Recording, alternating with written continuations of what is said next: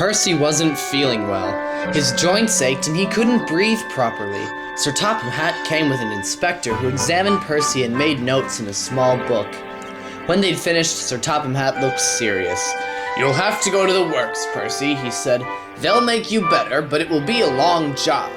"Who'll look after my cars?" asked Percy. "Toby can't do everything on his own." "He certainly can't," agreed Sir Topham Hatt. "I shall borrow another engine."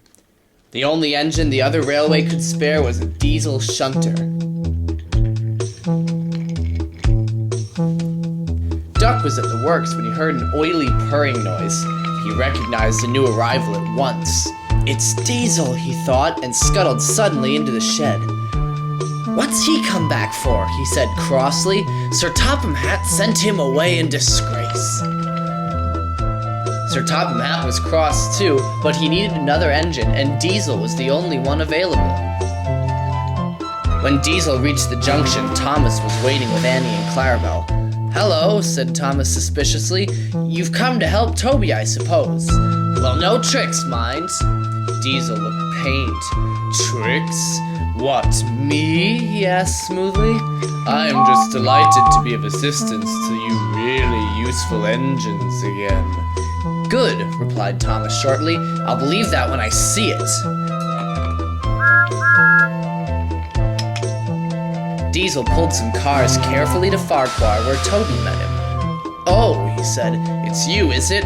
Well, do your shunting, please, and take these stone cars to the harbor." Thomas and Toby made it quite clear to Diesel that they would stand no nonsense. Diesel listened, purring quietly.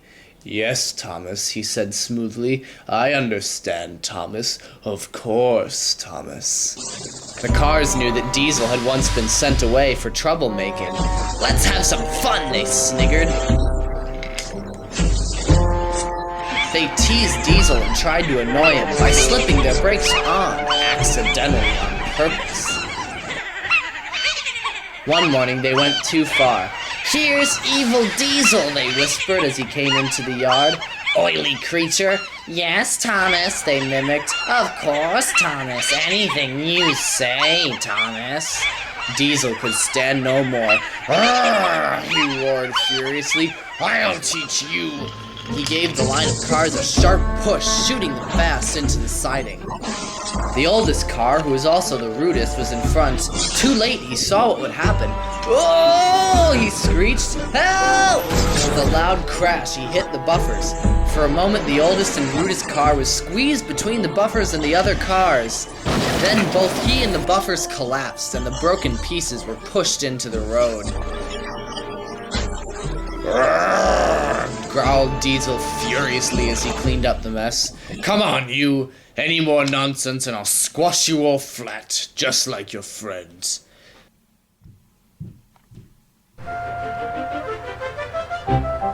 Sir Topham Hatt was furious. "You will go back to the other railway as soon as I can arrange it," he thundered. When Sir Topham Hatt was finished with him, Diesel was glad he was going home.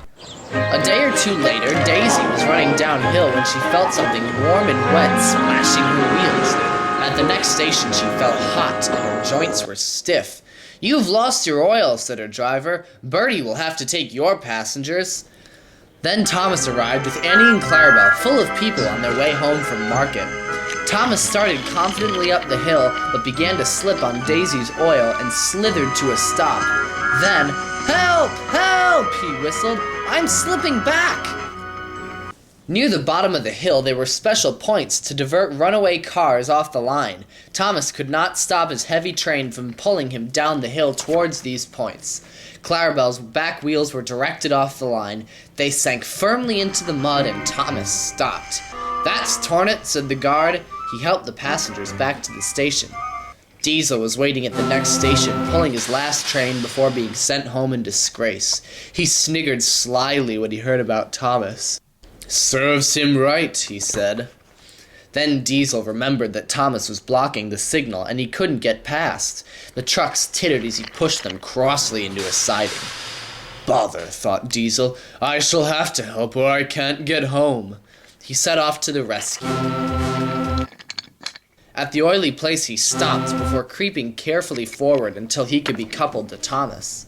Meanwhile, workmen put sleepers under Clarabelle to make a slope to the line. Then they cleaned the oil off the rails and put dry sand on them. At last everything was ready. Diesel dug his wheels hard into the sand and pulled, but he was careful not to pull too hard in case he broke a coupling. With sanded rails, Thomas could help too.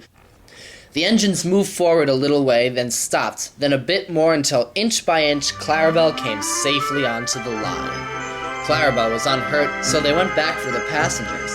Then, using plenty of sand, both engines pulled the train up the hill.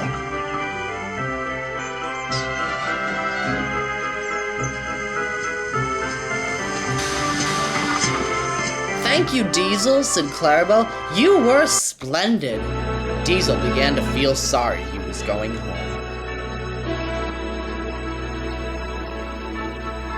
Clarabelle asked Sir Topham Hatt to forgive him, and now everyone hopes Diesel will come again. Diesel hopes so too.